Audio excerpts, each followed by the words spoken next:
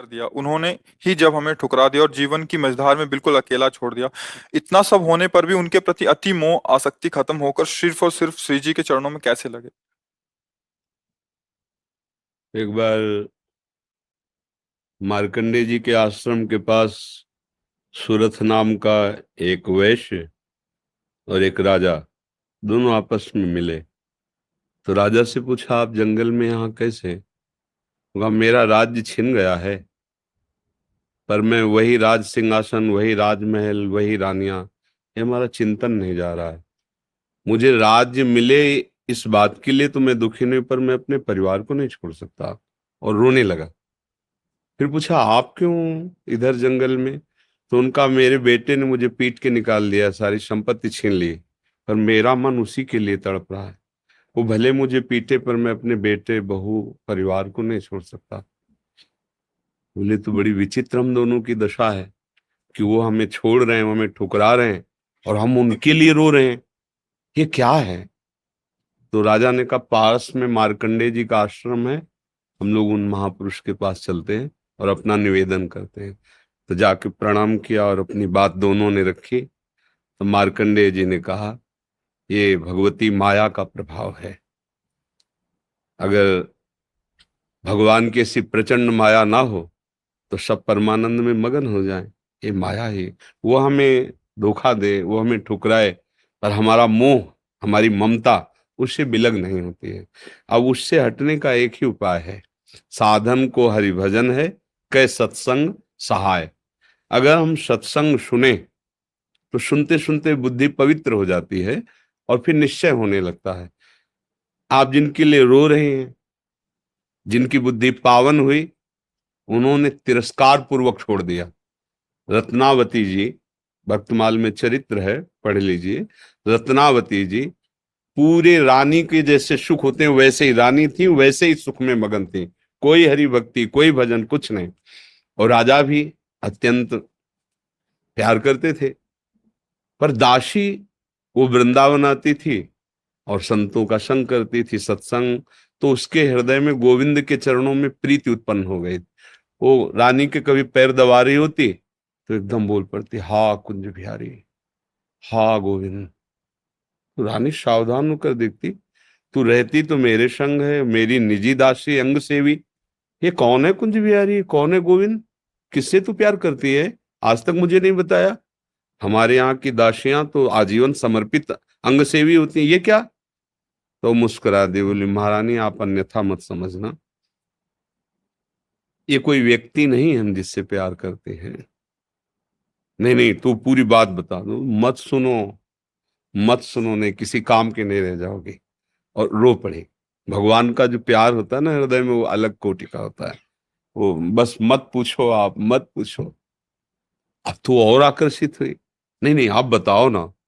तो जब बैठ करके भगवत चर्चा, उनकी रूप माधुरी, गुण माधुरी, अब वो तो इतना उसके हृदय में अच्छा लगा कि पैर दबाने से हटा के सिराने बैठा लिया।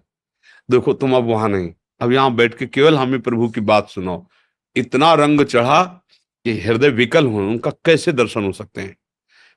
गोविंद के कैसे दर्शन हो सकते हैं? बिहारी जी के कैसे दर्शन हो? तो उनका, महारानी जी एक ही उपाय है, यदि प्रगट में संतों का संग किया जाए तो निश्चित संत सभा में गोविंद छुपे रहते हैं, वो जरूर कृपा करेंगे। तो रानियों कहीं जा तो सकती नहीं, तुम ऐसा करो, बगल में एक भवन तैयार करवाओ संत सेवा के लिए, और संतों को बुलाओ, और हम स्वयं बनाएंगे, संतों को पवाएंगे, उनके श्रीमुख से भगवत चर्चा सुनेंगे। उस समय दिल्ली में बादशाह के समीप विराजमान थे माधो सिंह, उनके पति का नाम था। अब रानी का हुक्म, महल के निर्माण हुआ, पास में संतों, और खिड़की से वो दर्शन करती, फिर सुंदर भोग पधराती, जाके सब संतों को पवाती।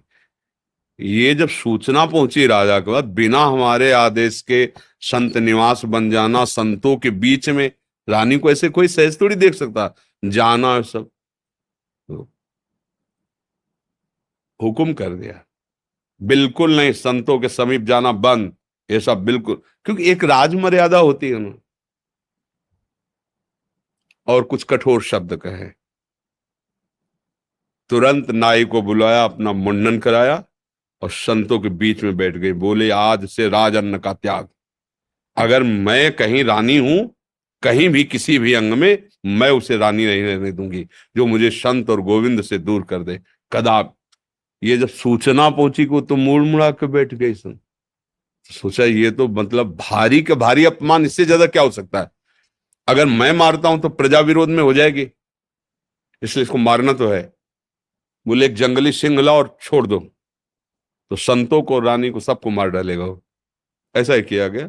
सैनिकों ने जैसे चारा रख के, बकरा आदि रख करके पिंजड़े में सिंह को बंद करके लाए और दरवाजे पे को, वही दासी जो उनकी गुरु थी, वो आरती की सामान दे रही थी और पूजन की थाल लेकर वो ठाकुर जी का श्रृंगार कर।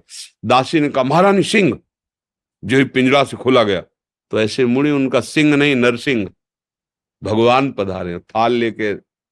सिंह ऐसे जैसे कोई गाय ना, सीधी गाय हो, ऐसे तिलक लगाया, आरती की, प्रणाम किया, ऐसे सब देखते रह गए। फिर लौटा सिंह को मारी छलांग, तो जो ऊपर बालकनियों में खड़े देख रहे थे ना मान सिंह के आदमी, फाड़ के फेंक दिया और गुर्राता हुआ भाग गया।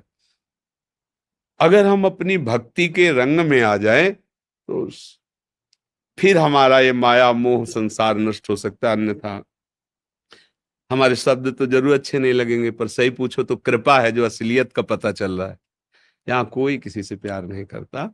अपने सुख स्वार्थ की जब तक पूर्ति लगती है, हमारा मन जब तक राजी है, तब तक हमें आपको प्यारे कहते हैं, अपना प्यारा बना लेते हैं।